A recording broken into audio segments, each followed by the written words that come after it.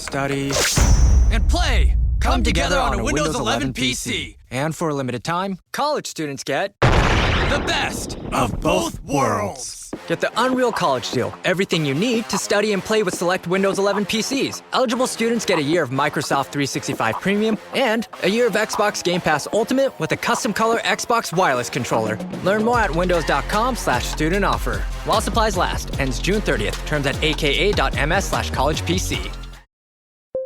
When you need to build up your team to handle the growing chaos at work, use Indeed Sponsored Jobs. It gives your job post the boost it needs to be seen and helps reach people with the right skills, certifications, and more. Spend less time searching and more time actually interviewing candidates who check all your boxes. Listeners of this show will get a $75 sponsored job credit at Indeed.com/podcast. That's Indeed.com/podcast. Terms and conditions apply.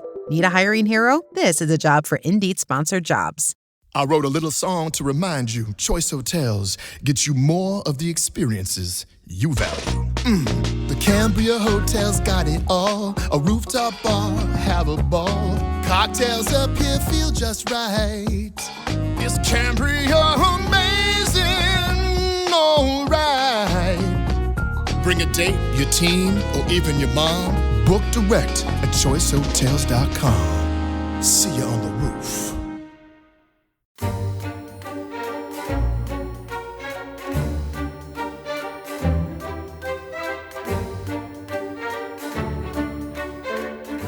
Nature knows no political frontiers. She begins by establishing life on this globe and then watches the free play of forces. Those who show the greatest courage and industry are the children nearest to her heart, and they will be granted the sovereign right of existence. Nobody can doubt that this world will one day be the scene of dreadful struggles for existence on the part of mankind. In the end, the instinct of self-preservation alone will triumph. Before its consuming fire, this so-called humanitarianism, which connotes only a mixture of fatuous timidity and self-conceit, will melt away as under the March sunshine. Man has become great through perpetual struggle. In perpetual peace, his greatness must decline. That was Adolf Hitler writing in 1925 in Mein Kampf, My Struggle. And Dominic, I have not put on a comic Austro-German accent, because in a way this is too somber, I think, for such flummery. I guess so, Tom. Because really this is the passage that sums up what Hitler is all about. The idea that man is born for competition and that unless he is embroiled in competition, he will diminish and fade. And this is what governs Hitler's attitude to the purpose of Germany. That he has become the leader of Germany, above all, to bring Germany triumph in war. Is that an exaggeration to say that? No, I think it's absolutely right. And I think you did absolutely the right thing, by the way, in immediately translating Mein Kampf into My Struggle. Because we always call it Mein Kampf. We actually miss, it's like with lebensraum or the Führer or any of these other words that we leave in German, we actually miss what they mean. And the idea of struggle, of conflict, is at the very heart of Hitler's sense of himself and the world, isn't it? The most searing experience of his life was serving in the trenches in the Great War, and then the experience of defeat. He believes, he has imbibed that idea that was so common in the 1880s and 1890s, that comes out of the kind of social Darwinism of the day, that mankind is doomed to this life of conflict and war. And actually doomed is the wrong word maybe, isn't it? Because he thinks the only true nobility and meaning comes through struggle, through conflict, and through defeating others. But also it's not just mankind, is it? It's the different races of mankind, that they are locked in a perpetual struggle. And that if, for instance, the Aryans, the German people, do not triumph, then they will be conquered and defeated and disappear. As, had seemed likely to happen in 1918, 1919. So for Hitler, you conquer or you die. So this is an existential struggle for him. Absolutely it is. Absolutely. And Hitler, lots of people come to power all through history, planning wars. I mean, it's, Alexander the Great was planning a war against the Persians. But Hitler is unusual in that his war is not a way of just getting prestige. It's not a strategic imperative. It's not a way of winning political support. I mean, it is all those things, but it's something more. War is absolutely at the essence of his project, and constant war, I think. It's an ideology. It's an ideology, exactly. So when the Nazis come to power in 1933, is Hitler planning war from that point? And if so, I mean, how is he dealing with the army, who presumably are going to have to be the means by which he launches on his wars? It's a good question. So Hitler, it's very obvious to anybody who's studied Hitler's writings and his speeches that he is planning a war. So in May 1928, he had said, my priority will be to lead our people into bloody action. That's 5 years before he takes power. But he's sort of downplayed that in the early 1930s when he was slightly rebranding the Nazis as a populist party of social protest. Because obviously, if you say to people, I'm going to lead us into a bloody conflagration, a lot of people would say, no, not for me, thanks. Right. But if he's saying, I am going to reverse the humiliating limitations that have been placed on Germany by the Versailles Treaty, then that's very different, isn't it? Yes. So Hitler comes to power at the end of January 1933. And one of the first things he does on the 3rd of February is he goes to meet the army chiefs, the generals, the head of the army, Werner von Blumberg, who is his defense minister, his war minister. And Hitler says to the army, many of them are quite suspicious of him. He's only a corporal, remember, and they are conservative and they're nationalists, but not all, a lot of them are not Nazis.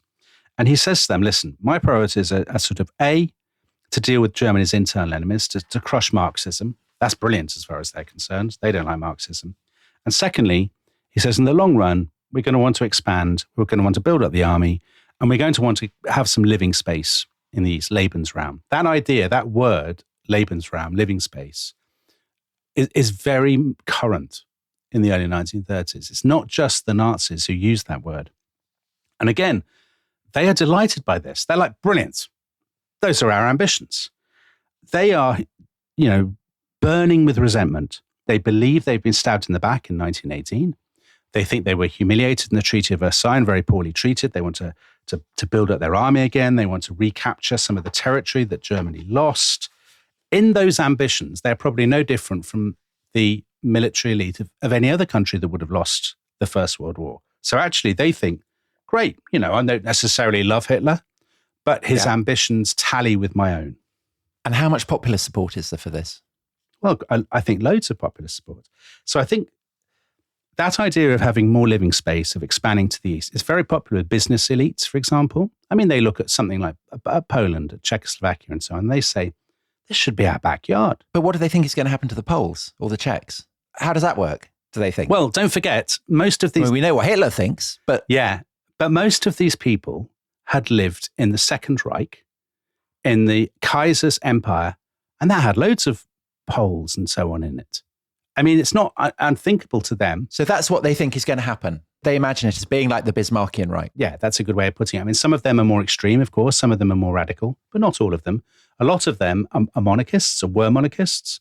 A lot of them think, great, let's bring back the world of 1880s, 1890s Germany, big power in Europe, subject peoples, empire, economic expansion. Spikes on helmets. All that. Spikes on helmets, sock it to the French, all that sort of thing. And that's not just, it's not just the conservatives and business elites, it's loads of ordinary Germans. So if you're an apolitical German and you've lived through the nightmare of the First World War, the early 1920s, the revolution and so on, Weimar inflation, Great Depression, all that stuff, the idea of being great again, the idea of actually recapturing your lost virility and credibility and self-respect, and all of that stuff, as far as you're concerned, what's not to like? This all sounds great. And if Hitler, this vulgar guy, is the vehicle for that, brilliant. So there are two massive problems, though, facing anyone who wants a policy of military expansion. And the first is that there are internationally agreed limitations on Germany's ability to expand its armed forces. Yeah. I mean, they are written into international treaties that Germany has signed. But the other one is the fact that Germany is skint. Yes. And, as Cicero famously said, the sinews of war are having lots of cash, basically. So if you don't have money, you can't rearm. But those two things are interlinked to some degree. So rearmament against the principle of the treaties. I mean, almost everybody in Germany who's not, firmly on the left thinks that will happen in the long run. They think we were forced to sign these treaties, which they were, And in the long run, whether by diplomacy or just by a series of kind of coups de main, we will, reassert our right to have an army. And that will obviously be very useful for us with reinvigorating the economy. Because but Dominic, sorry to do a but Dominic, but just to say, well, it'll be fine, they'll just rearm. Isn't there, there is a very obvious problem, which is that the whole of the west of Germany, basically in the Rhineland, has been demilitarized. It has. And yes. that means that the French could just march in and seize the Ruhr, which is Germany's industrial heartland, which they've already done once. Yeah, in the 20s. That's a dangerous problem for the German High Command to negotiate, isn't it? Exactly. They're playing a massively dangerous game. You're absolutely right. So on the one hand, they've got a small army. They're limited under treaty to just 100,000 men, far smaller than the army of France.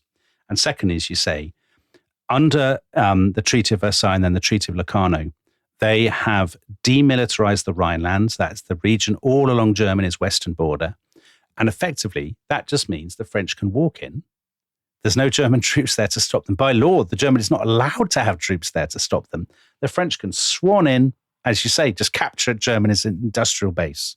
So Hitler's he's in quite a weak position at the beginning. He's got a couple of things in his favor. First of all, there is a massive domestic constituency for rearmament, not just because it means regaining your pride, but it also will bring a big economic boost. One of his first cabinet meetings, he actually says, everything has to be about rearmament. All the spending, they're having a big argument about a dam in Silesia. And he says, listen, everything must be, these things are interlinked. So reinvigorating the domestic economy, we can do that through rearming. So the autobahns, for example, Tom, the great motorways, he regards them as great military arteries. He's thinking about having them covered and tanks rolling along them and stuff. Actually, it doesn't really work out that way. And there's lots of people who are delighted by this. I was amazed by this because I had vaguely thought that the German economy recovers because Hitler is basically pursuing Keynesian policies. In other words, he's paying people to do things like the New Deal in the United States at the same time. And I'd always thought that the Autobahns were the kind of poster boys for this policy, but apparently not true at all. So I was reading Adam Tooze's great book, The Wages of Destruction, about the German economy. And he says that they were never principally concerned as work creation measures, and they didn't contribute at all, really, to the relief of unemployment, which came as complete news to me. They're purely done for military purposes, basically, are they? Yeah, everything in Hitler's mind is if there's not a military purpose to it, if it's not making Germany fitter, healthier, stronger, more prepared for war, then it's kind of pointless. I think that's his approach. Just sticking to the Autobahns because it relates to the military is actually, again, which came as a surprise to me, although it shouldn't have done because my brother's always going on about it, how backward the German economy is. So one of the issues with the Autobahns is that Germany just doesn't really have any kind of domestic cars. So again, Adam Tooze has some amazing stats. In 1935, US vehicle ownership was 20.5% of the population. In Britain, it was 4.5%. In Ireland, it was 1.8%. And in Germany, 1.6%. Because now we think of Germany as the home of the motor industry. Yeah. But, there's no kind of economic base in that sense. So how are the Nazis getting Germany into a position where people are starting to feel richer? And how are they able then to translate that into the process of rearming? Or is it kind of interfused? Well, they are interfused. The Germans are adopting, I suppose, what you would say, if one were being very sort of simplistic, you'd say a kind of Keynesian approach in that they are spending an awful lot of money. They are trying to have everything at once. They're throwing money at the economy in terms of building stuff and building factories, putting people to work in rearming. That's what they're doing. And they are sort of trying to ride two horses at once because at the same time, Germany is an economy that is dependent on imports, particularly imported foods. And raw materials? Well. They don't have enough raw materials. Yeah. So actually, from the very beginning, the economic approach they take is predicated on war. The aim is that they will plunder. Yeah. That they'll get the raw materials by conquering neighbouring countries. The model they adopt, which is to sort of go for this crash rearmament program, it will not work. The wheels will completely fall off and you'll have colossal inflation and shortages on the shelves and not enough food and all of this, unless you can somehow acquire loads of new territory and loads of new raw materials. So in other words, they deliberately pick an economic approach that makes war inevitable. Right. That's obviously the argument of Adam Tooze and other historians, Richard Evans and so on. Right. So for Hitler, there's an ideological dimension. Yeah. We need to conquer because the race demands it. The needs of, the impulse of the blood demands it. But also there's an economic one that we're going to borrow loads of money to invest in tanks and Stukas and whatever. Yeah. And then we don't have to worry about that debt because we're just going to use our tanks and Stukas to grab the money and the raw materials that will then enable us to pay it back. They are speculating to accumulate, I suppose you might say, Tom. Yes, okay. What they're trying to accumulate is other people's countries. Yes. Now, just to go back to the point you made a while ago, which is about Hitler's weakness and so on, and how on earth is he going to do this? He does have one thing in his favour, which is the Allies, who in the 1920s had been very hardline towards Germany, have over time become much less hardline.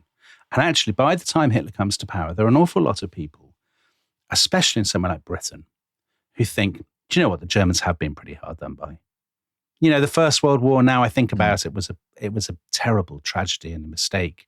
And the terms at the end... Bit harsh. I understand why we imposed harsh terms, but they were harsh. The Germans aren't such bad chaps, really.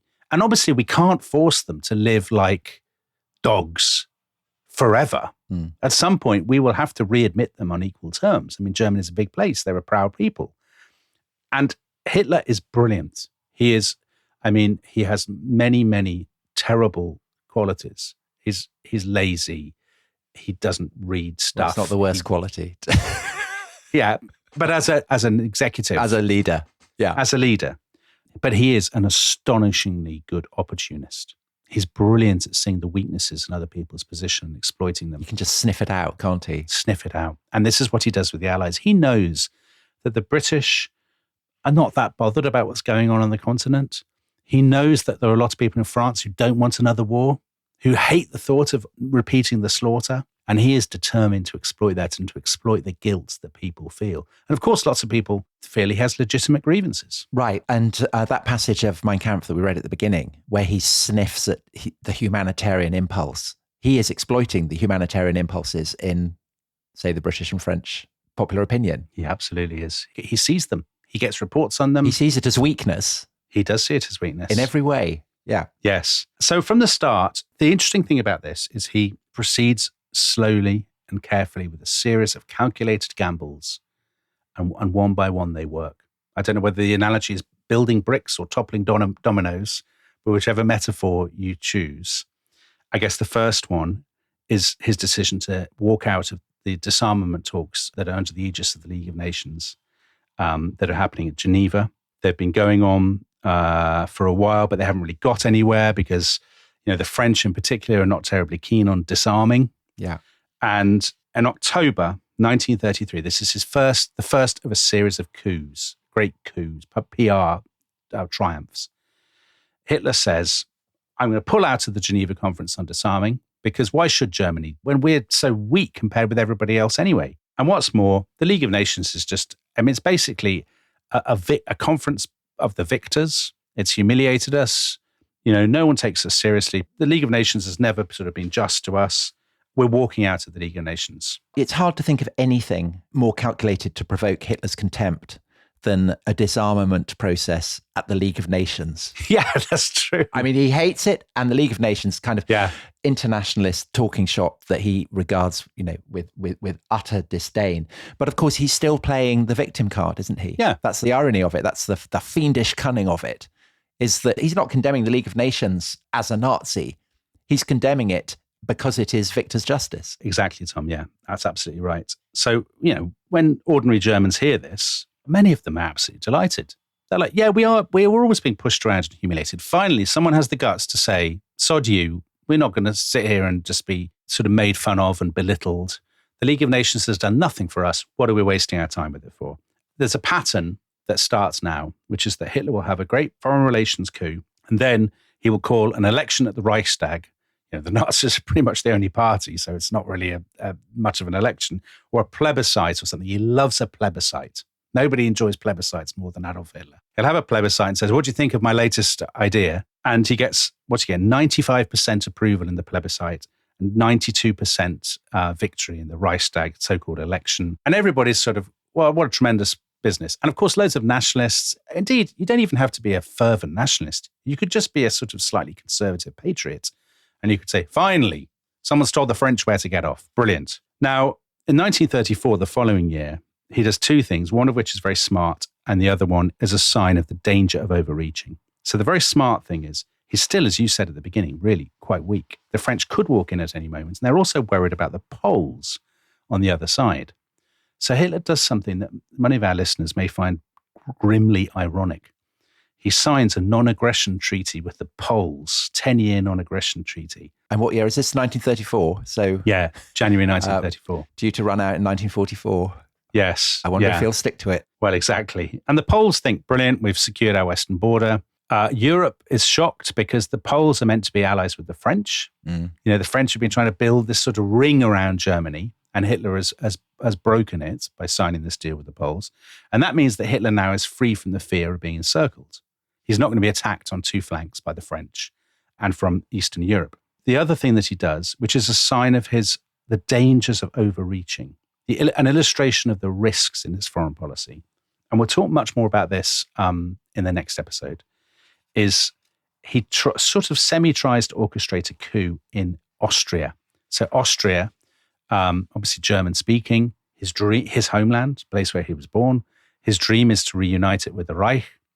And a load of Austrian Nazis assassinate the Chancellor of Austria, a guy called Dollfuss. Again, we'll talk more about this next time. And it doesn't go well. The Italians under Mussolini say they sort of move an army to the border, don't interfere with Austria, and Hitler basically has to back down. And it's very embarrassing for him. And it's a reminder at this stage, he's been in for just over a year. It's a reminder of how weak he is. And it's a sign that actually, if his neighbors do stand up to him, he can be forced to back down. It's very embarrassing. Well, because also there's Night of the Long Knives and all that kind of going on at the same time, isn't there? So he's not secure. Yeah. And in fact, at the end of that year, 1934, he's still not totally secure with the army, by the way. So there's another little burst of tension, even after the Night of the Long Knives. At the end of 1934, the army is sort of displeased about the SS, who are being armed and stuff. They're still a bit sore about the stormtroopers, the SA. And there's a bizarre meeting they have at the beginning of 1935 where Hitler talks, as he so often does. He's got a kind of Fidel Castro-esque appetite for long speeches.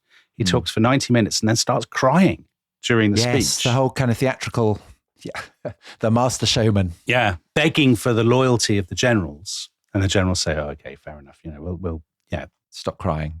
Stop crying, exactly. Dry your eyes, mate. And the funny thing with Hitler is that whenever he's in trouble at this point, luck just plays completely into his hands because as luck would have it, under the sort of timetable, which he doesn't control, there's a region called the Saarland in the far west of Germany, which is it's a big, coal mining, coal and iron territory. And since the end of this First World War, under the Treaty of Versailles, it has been put under the formal control of the League of Nations, and the French have had a right to the Saarland's economic resources. Now, you can absolutely see, if you're even a remotely patriotic German, not happy about that. This is like such a standing affront. I mean, it's such a sort of weeping sore. Now, after 15 years, the deal was that the 500,000 people of the Saarland could have yet another plebiscite on whether or not they would go back to Germany or whether they would join the French. Of course, they were always going to go back to Germany. But the Nazis pour tons and tons of resources into the referendum campaign. They make loads of effort to win over. They're very Catholic voters in the Saarland. And Catholics they're a bit iffy about Hitler. But the local Catholic hierarchy are persuaded to back Hitler and the Nazis and the idea of reunification with Germany. And so it is that in January 1935, 91% of the Saarland's electorate vote to join the German dictatorship rather than the French democracy. And again, a great boost for Hitler, a nice little coup to show that he is making Germany great again. But the bigger thing, which is on his mind all this time, is building up the army. So the army, as I said, was about 100,000 men, much smaller than the French army. The army at the beginning of March 1935, a guy called General Beck, Ludwig Beck, who later was involved in the Stauffenberg plot in the 1940s, 1944, the Operation Valkyrie, but anyway, that's by the by. Beck prepares a big memo and he says, ideally, we would like an army of 23 divisions, which would be about 300,000 men. And they're limited to 100,000. Yes, under the Treaty of Versailles. So here again, you've got a very good example, I think, Tom, of how even if that person is not Adolf Hitler, this is probably going to happen at some point. So had the most likely alternative to Hitler happened, which is a kind of nationalist general as a dictator of Germany in the 1930s, he would have probably done a similar kind of thing, tried to expand the army and basically said, sod you to the Treaty of Versailles. But Hitler goes about doing this in a very sort of characteristically Hitlerian way. You know, he's heard all this. He knows that he would have to bring back conscription to build up the army. And he knows that the French and the British would be appalled by this. And on the 13th of March, he's called his adjutant, who's a guy called Lieutenant Colonel Hossbach, to his to a hotel. Everything happens in hotels in this story. I mean, Hitler is the amount of kind of work that's going on at hotel receptions. Yeah. So this is why Wes Anderson needs to do his biopic on Hitler. Absolutely. So Hitler's staying in this hotel in Munich, and this adjutant turns up. The guy arrives, and Hitler, of course, is still in bed because he's so lazy. So Hitler gets up just before midday and says to the adjutant, I think we should increase the army. I'm persuasive now. How many people do you think they should have? And the adjutant says, I don't know, 36 divisions, which is more than 500,000 men, far bigger than even the army themselves wanted. And Hitler says, okay, great. Brilliant. Yeah, let's do it. Go for it. On the Saturday, the 16th of March, he announces it. He says, we're going to have a new army, 36 divisions. Without consulting with the generals. The generals, when they hear this, they can't believe it. This is far more than they had, because they think this will undoubtedly inflame the Allies. You know, this is such a slap in the face to them. And what happens? The Italian ambassador apparently went kind of white with anger. The French ambassador sort of started huffing and puffing and shrugging his shoulders and expostulating. The British guy reacted with kind of phlegmatic indifference. Sang-froid. Yeah, sang-froid. Very British. He said, and what about your Air Force and your fleet? Do you still have similar plans for those? You know, he kind of didn't bat an eyelid. Well, it's always the fleet for the British, isn't it? It is. And in Germany, the reaction is utter euphoria. What always happens with Hitler's coups is at first people are kind of, oh no, the French are going to attack us. Yeah. And then when it becomes obvious after day one, the French are going to do nothing at all. Huge crowds assemble, people cheering and shouting, they're waving flags and stuff. The next day, they have a big parade. It becomes a public holiday called Heroes Memorial Day. They're playing Beethoven. The war minister, General Blomberg, he comes out and he gives a speech and he says, the world has been made to realize Germany did not die of its defeat in the World War. Germany will take the place she deserves among the nations.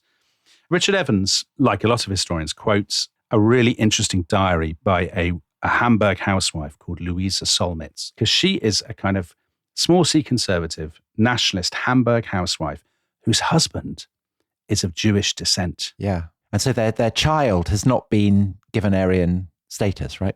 Exactly. So there's a kind of ambivalence about the Nazis, and yet she could not be more ecstatic. She's all over it. When she heard the announcement, she says, I rose to my feet. It overcame me. The moment was too great. I had to listen standing. The day that we had longed for since the disgrace of 1918. We would never have experienced Versailles if such actions had always been taken and such answers always given. And the SPD, who have been exiled, the Social Democrats, they have agents who are writing reports. They're brilliant sources on public opinion in Germany. And there's just one report. Enthusiasm on the 17th of March, enormous. The whole of Munich was on its feet. People can be compelled to sing, but they can't be forced to sing with such enthusiasm. The trust in the political talent and will of Hitler becomes greater all the time. Hitler is loved by many. So another of Hitler's gambles has worked. And I think we should take a break at this point. And Dominic, when we come back, there will be more gambles and we will see if they work.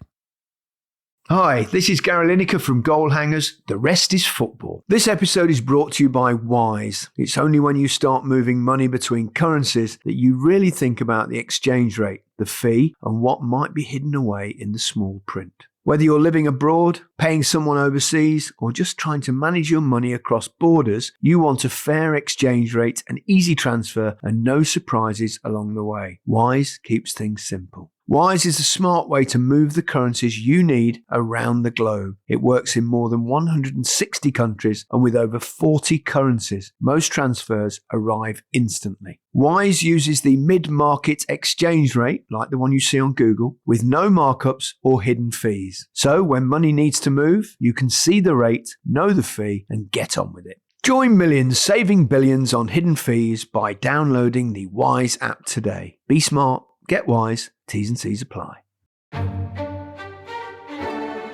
This episode is brought to you by Mint Mobile. It's easy to ditch overpriced wireless with Mint Mobile. Sign up online at mintmobile.com/history and get 3 months of premium wireless service for $15 a month. $45 upfront payment required, equivalent to $15 per month. New customers on first 3-month plan only. Speed slower above 40 gigabytes on unlimited plan. Additional taxes, fees, and restrictions apply. See Mint Mobile for details.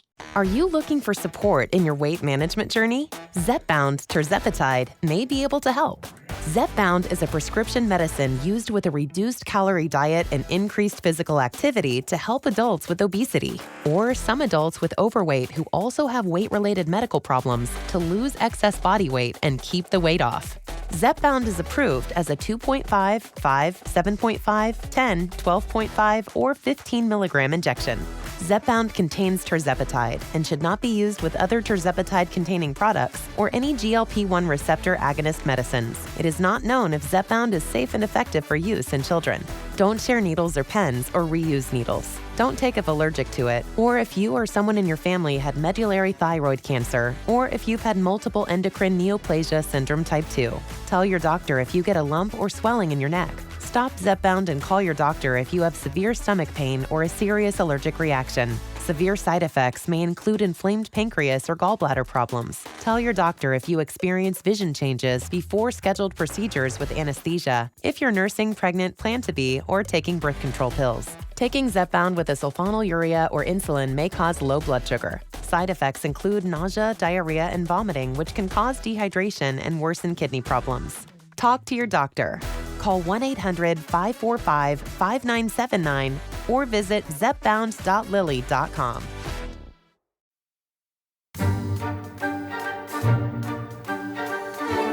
Hello, welcome back to The Rest is History. And Dominic, the storm clouds of war are gathering. Yeah. That's what it's all about. How are the Allies responding to the gathering darkness of the storm clouds of war? Well, I'm sure they love the metaphor just as much as we do, Tom. So the Allies at first, the former Allies, their reaction to Hitler's reintroduction of conscription and his decision to go for rearmament, they are very displeased. They meet about a month later in a place called Straits in Italy.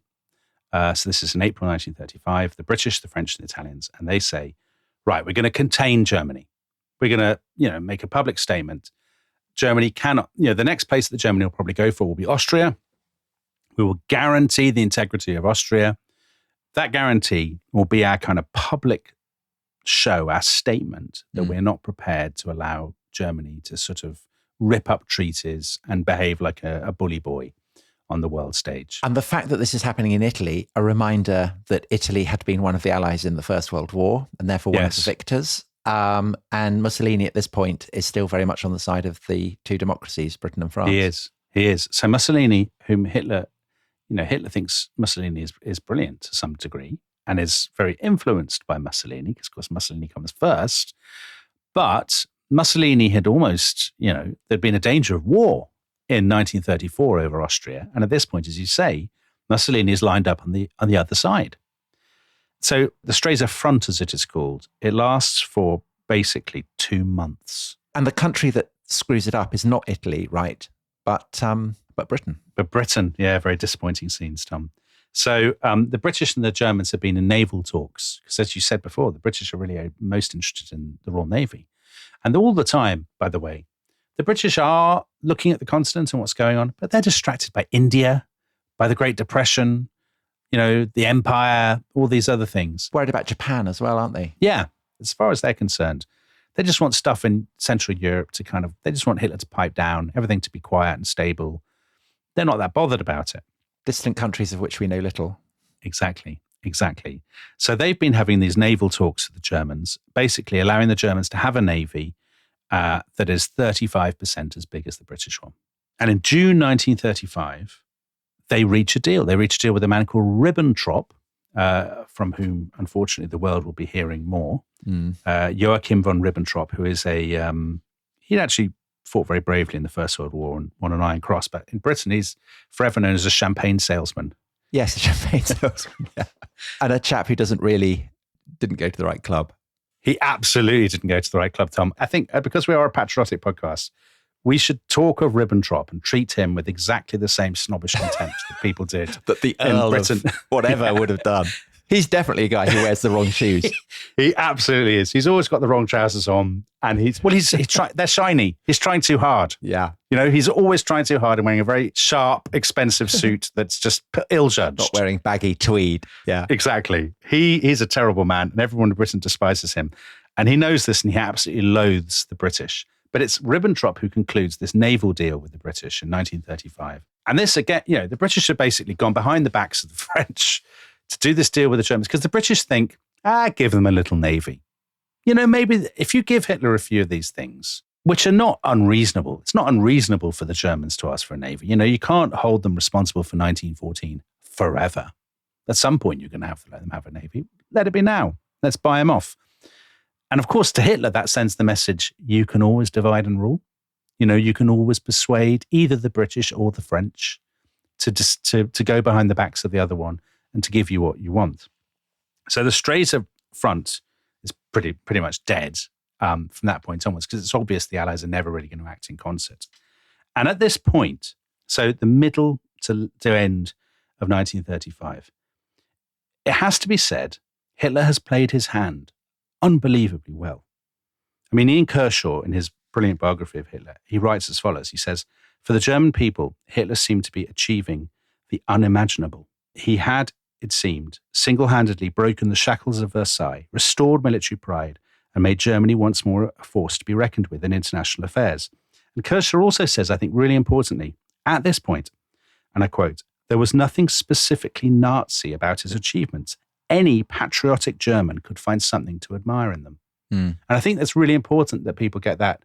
At this point, you might disapprove of Hitler domestically. Yeah. But if you have even an ounce of kind of patriotic pride in Germany, you would say, well, we should have a navy. We should have the Saarland.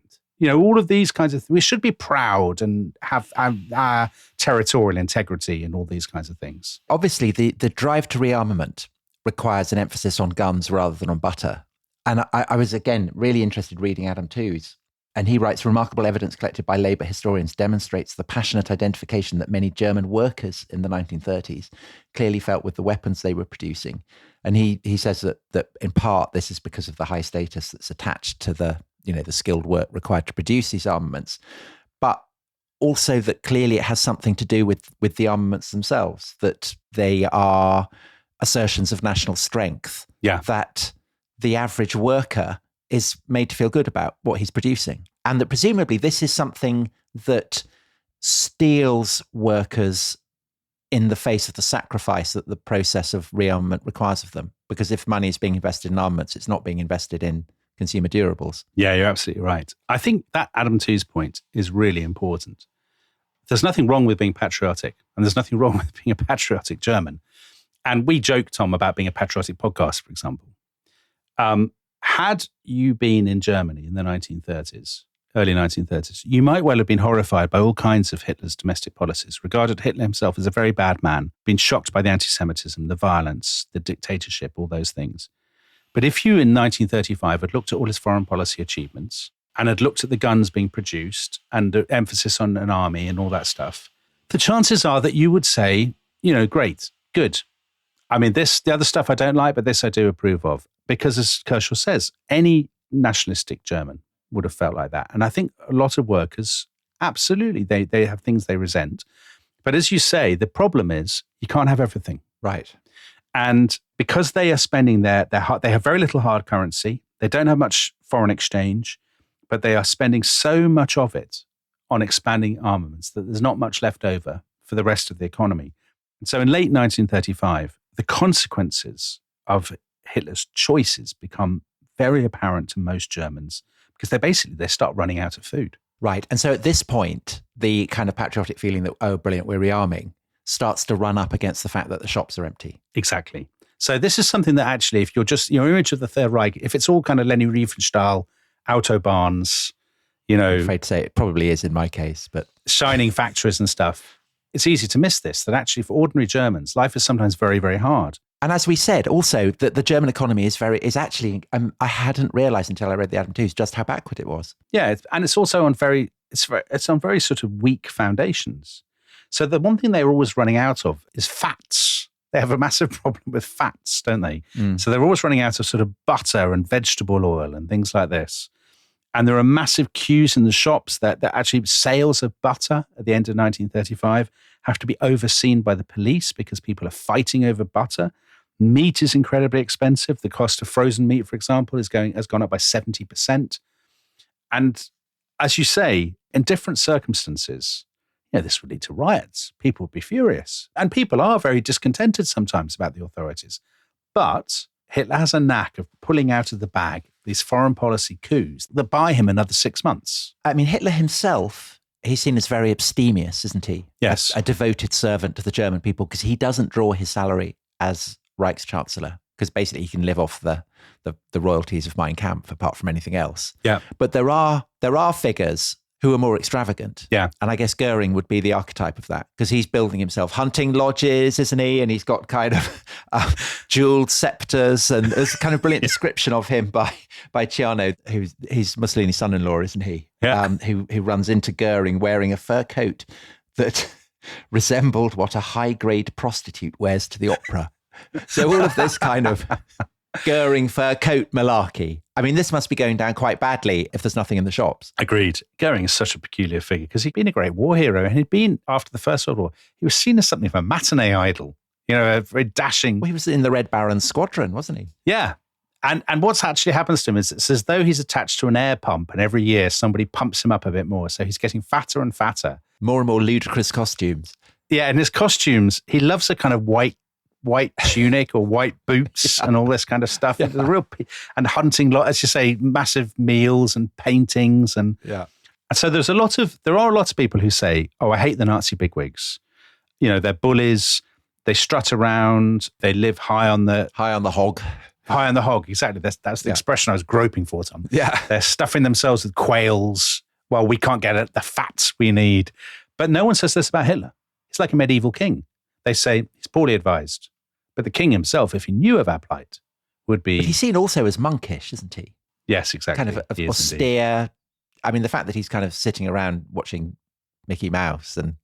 yeah, and not getting up till lunchtime. Yeah, but this isn't factoring through at all. No, not at all. They think he's incredibly hardworking, which of course he isn't. Anyway, as you rightly say, at the end of 1935, the fact that his economics is so terrible, I mean, it's bonkers, his economic agenda, which is to try and have everything and not to face any of the hard choices, that this has got Germany into real trouble. And he needs another foreign policy coup.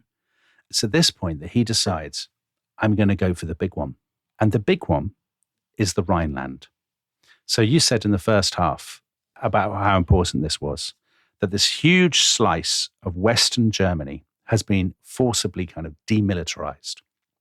The Germans are not allowed to station troops on the banks of the Rhine. And what that means is that the French can walk in at will and just, whatever the Germans do, the Germans will always be on the defensive. Yes. They can never attack the French. The French would always be attacking them. They have a spear pointed at the soft underbelly of the German economy. Very good, Tom. One might almost say. Yes. And Dominic, would you say it's fair to say that for the average German, the French are seen as the enemy? They are, absolutely. At this point, by the way, Hitler is still quite keen on an alliance with Britain. He has very mixed feelings about the British, a bit like the Kaiser. He kind of he envies the British. He sees them as a great imperial power. Well, they're Anglo-Saxon, aren't they? Anglo-Saxons, exactly. So they're kind of racial brethren. But at the same time, the British are always mocking his emissary's shoes or whatever it might be. Yeah, exactly. And behaving snobbishly. I mean, it's just the the Cows Week with the Kaiser. It just continues right all the way over through. again. Never ends. That's Never ends. tragedy. Yeah. Anyway, the Rhineland. So the issue of the Rhineland is not just strategic. For Germany, I mean, it's such a humiliation. This really rich and important part of your country, and you're not allowed to put your own troops in it. The analogy would be if Britain were banned from stationing troops in the home counties. Yeah. I mean, whether or not you wanted to, it would just be such a massive affront to your national pride. And Hitler realizes in the early months of 1936 that actually the chance to do this is becoming greater and greater, not least because that sort of tacit, that implicit alliance between Britain, France, and Italy has pretty much broken up. The Italians have disgraced themselves by invading Abyssinia the previous year. A new Roman Empire. To try and build a new Roman Empire. So they've kind of been kicked out of the club of democracies. And so the opportunity for a kind of rapprochement where Mussolini is there, it's pretty much on the table at this point. He knows, his intelligence is telling him, his ambassadors, diplomats and so on are saying, the French are actually not going to do anything about it. If you do it, the French will be very, very annoyed. But they are too weak. They're too divided in France. France is very domestically divided at this point. But are they too weak? I mean, in military terms, they're presumably not. No, not in military terms. Tom, I'm tapping my head, my temple, like a football manager telling his team to regroup after conceding a disastrous goal. They're choking. They are mentally shot. Yeah, they're chokers. Yeah. They are riddled with self-doubt and domestic division. The British, have made it pretty clear they don't give a damn what goes on in Central Europe. Stanley Baldwin is Prime Minister, and much as I love Stanley Baldwin, he's never going to do anything about anything.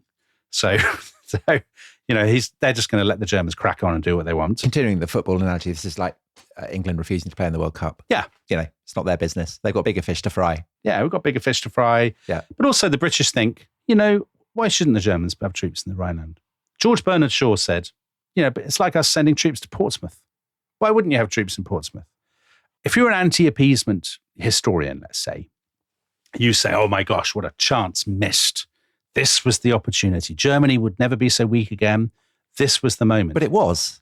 To be fair, wasn't it? It was the opportunity. But to me, it's inconceivable that the British and the French would have, certainly inconceivable the British would have. Imagine, in the mid-1930s. But if the French had moved in, it would have worked militarily. They would, because basically, doesn't Hitler kind of deceive the French? He recruits loads of people from the police to dress up in the army to make it look as if it's a much bigger force than it actually is when they move in. So just to give you an indication of how he comes to the decision, by the way, because it involves another hotel. He's at another hotel. Oh, great. in Munich. Oh, good. This time, Goebbels is actually staying at the hotel, and Hitler arrives in the lobby and says, I've come to see Goebbels. And he says to Goebbels, I've decided to go for it. I want to remilitarize the Rhineland. I'm going to send in the troops. Goebbels writes in his diary. Goebbels loves a cliche as well, Tom. Does he? Fortune favors the brave. Well, he who dares nothing wins nothing, says Goebbels. That's very true. And had Goebbels been enjoying the buffet, do we know? It's breakfast buffet, do you reckon? Yeah.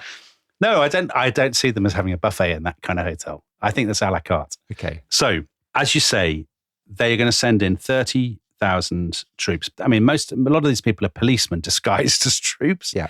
And actually, of those, only a tiny fraction will go forward really deep into the Rhineland. The rest will hang around at the back. So just to repeat, if the French had sent an army in, I entirely take your point that they were never going to because they were mentally shot. But if they had, it would have totally worked. The Germans wouldn't have been able to occupy the Rhineland. Yeah. The humiliation to Hitler would have been very profound. Yes. And a line would have been drawn in the sand that perhaps might have brought Hitler down. It's not wrong to argue that, is it? It's not wrong. Do you know what, Tom? It would have taken the French only one division. If they had sent even one division across, Hitler's instructions to his troops were basically fall back immediately. We can't win. No confrontation. He's very nervous when it comes to it. We'll get to the extraordinary set piece of his announcement in a second. But you are dead right. It would have worked. The French were never, ever going to do it. Hitler had read the runes correctly. The French were much too divided, but also I think there are a couple of things to bear in mind. Number one is there is a widespread sense in Western Europe, we have been much too hard on the Germans, and that is what has led to this situation. That is why Hitler is there. because so many Germans feel humiliated, resentful, victimized. If we keep doing this, if we keep attacking the Germans and keep punishing them, this pattern will just repeat, that they will elect or they will turn to demagogic strongmen and we'll just be stuck in this cycle forever. So that's point one. Yeah, they might turn to someone even worse than Hitler. I mean, is that seriously what they're thinking? How could anyone be worse than Hitler? Well, because don't forget, at this point, Hitler hasn't started a war. Hitler hasn't invaded anybody. Yeah. So at this point... But they've read Mein Kampf, presumably, in the higher echelons of government. But a lot of them haven't, or they think it's just adolescent ranting. They don't know what we know, Tom. Second point, they are absolutely transfixed by the necessity of not having another great war. You can't understand any of the decisions people are taking without bearing in mind the horrendous experience. I entirely understand that. And by the way, they think a second war will be far, far worse because of air power and bombing. Of course, because the bomber always gets through and everything. Yes. Of course, I get that. But having said that, their intelligence is faulty. It is. They think that the forces occupying the Rhineland are much greater than they actually are. Yes. And that is a failure of intelligence. And if they'd had the intelligence, they would have realized that it wouldn't have precipitated a world war. Yeah. And it would have been like the occupation of the Ruhr in the 20s. Tom, I don't disagree with you that at all. I mean, I think you're absolutely right. They could have done it. They absolutely could have done it. I mean, the French, if they wanted, could have been in Berlin for tea.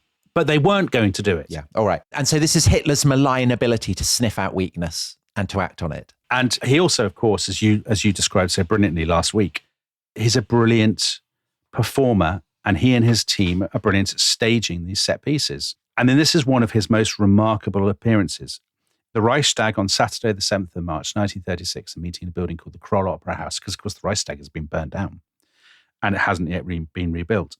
All the Nazi top brass are there. They're all very nervous. Werner von Blomberg, the head of the army, is kind of supposedly pale with tension because they know the French could do exactly as you say. The speech is going to be broadcast on the radio, so millions of people are listening. And Hitler starts talking about Germany's humiliation. He says the French are very bad people. And he says the French, by the way, have just signed an agreement with the Soviet Union, encircling us.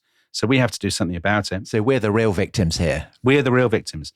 And he says, because of all this, the pacts of the 1920s have kind of lost their value. We don't regard ourselves as bound by them. And then he says, the German Reich government has therefore from today restored the full and unrestricted sovereignty of the Reich in the demilitarized zone of the Rhineland. And you quoted a guy in your last episode called William L. Shirer, American correspondent.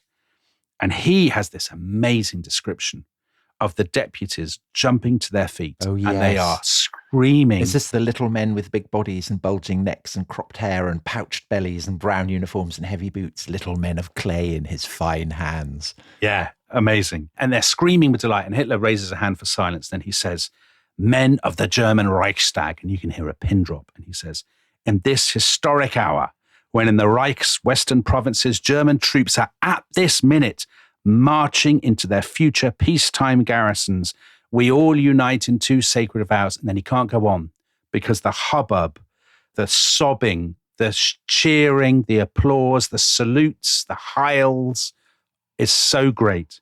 And as Shirer says, they are shouting, their eyes burning with fanaticism glued on their new God, the Messiah. I mean, that is how loads of Germans think, because at that moment, 1 o'clock, as Hitler is speaking, his troops are crossing the Hohenzollern Bridge in Cologne. There are thousands of people in the streets. Word has got around. People are throwing flowers. Women are crying. There are Catholic priests blessing them. And the French do nothing.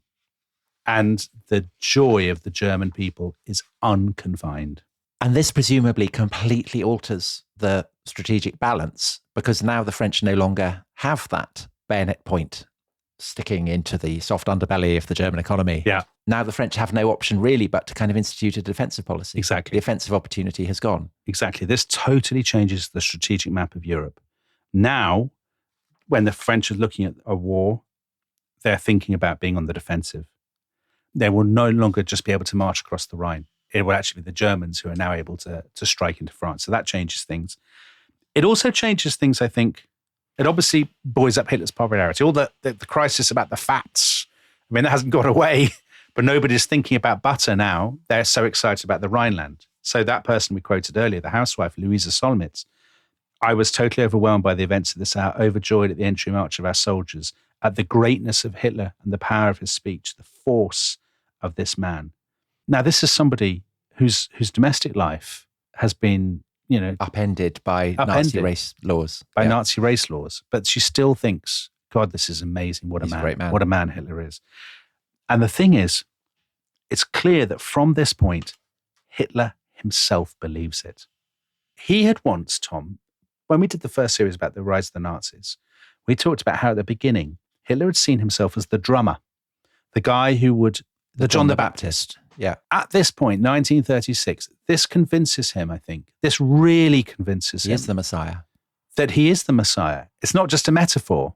He genuinely thinks providence, he starts to use the word providence or destiny a lot. He thinks that providence has chosen, because all of these gambles have worked. Now, I suppose the question would be, what if he had stopped there? And if he had stopped there, which he could have done, he would have gone down as an exceedingly successful nationalistic leader of Germany. But of course, the nature of what you were talking about, the Adam Tooze stuff, the economy. The will to power as well. And all of that, and the very nature of his ideology, which goes back to what we said right at the very beginning, he cannot stop there. There will always be something more. And actually, at the end of 1936, they take a decision that they will go all in on this economic program of autarky, which is self-sufficiency, of rearming. Goering is in charge of something called the 4-year plan. Hitler sends a memo, which Goering reads to his cabinet. And Hitler says, we are approaching a confrontation with worldwide Jewry, Jewishness, for which Bolshevism is really just the front. The Jews are behind Bolshevism. And he says, this is going to be an all-out existential struggle. We must be fit for war in 4 years, go absolutely all in. We now have a new pal in Europe, Italy. He's also, of course, we don't really have time to go into it massively, but both Germany and Italy are now intervening in the Spanish Civil War on the side of Franco. So that's brought them closer together. So this is when Guernica happens and they're trying out bombing techniques with the Luftwaffe. Exactly. In November 1936, so about this, just after Hitler has said a plan to rearm completely and be ready for war in 4 years, Mussolini starts to use the phrase the Axis. He does it in Milan in a speech in front of the cathedral. He says Rome and Berlin is the axis around which Europe now revolves. At the end of that month, November 1936, Hitler approves the Anti-Comintern Pact with Japan. So he now has an Asian ally as well. Which is very menacing for Britain. Yeah, irredentist power, which is keen to carve out an empire, to undo the work of the treaties in the 1920s. And there's a real sense, I think, at this point, 1936, 1937, that Hitler is seized with a sense of mission. For the first time, he thinks, I am actually going to do all this. I'm not just laying the foundations for somebody else in foreign policy, for a future regime, for my successor. I can achieve the greater Germany in my lifetime. And he's a terrible hypochondriac, isn't he, Hitler? So he's always having kind of stomach spasms and eczema and stuff, and thinking that this... He's very worried about cancer, isn't he? Because his mother had died of cancer. And exactly. He's also doing this absolutely bizarre thing, Tom. I mean, the thing with Hitler is that you say about your Wes Anderson film, I mean, obviously it's an unbelievably dark and terrible story, but there are these weird comic elements. So Hitler was taking this kind of quack medicine that he had picked up in the trenches, where he's drinking gun cleaning oil. And goodness, this doesn't do him any good. I quote from Kershaw, causes headaches, double vision, dizziness, and ringing in his ears. Blimey. What does he think he's curing? I think this is curing, what's it curing? His stomach pains. I mean, if I have a stomach pain... Yeah, that's not how you do it. I don't drink gun cleaning oil. But anyway, Hitler does. So he thinks he doesn't have much time left. And he thinks, right, come on, let's do this. 4 years, the whole thing. We can take the whole thing. And by the whole thing, he doesn't mean Central Europe. He doesn't even really mean Europe. I mean, it's a mad thing to talk about because people don't generally talk about conquering the world unless they're Alexander the Great. Hitler really does think about conquering the world, doesn't he? He thinks Europe first and then the war with the USA, and then we're done. But Dominic, he has to take steps. Yes. And you said how he has a dream of greater Germany. And of course, Hitler himself was born in Austria, which is a German-speaking part of the Reich. So I guess it's pretty clear by late 1937 what his next target is going to be. Would that be fair? I think that's right. I think the tempest is gathering, Tom, over the skies of Vienna. Yes. To use our much loved metaphor. Yes. So at the end of the Nuremberg rally that autumn, Hitler says to Goebbels, okay, the next thing is Austria. We're going to resolve that, and we will resolve it with force. And on the 9th of November, 1937, he calls his military chiefs to the Reich Chancellery and Berlin, and it's there that he is going to lay out his plans. And Tom, we will tell that story, what happens at that meeting and what happens afterwards in the next episode. But of course, members of the Rest is History Club will be able to listen to it right away. Absolutely. So we will see you either straight away if you're a member of the Rest is History Club, or we will see you on Thursday for the Anschluss, the German takeover of Austria. Bye-bye. Bye-bye.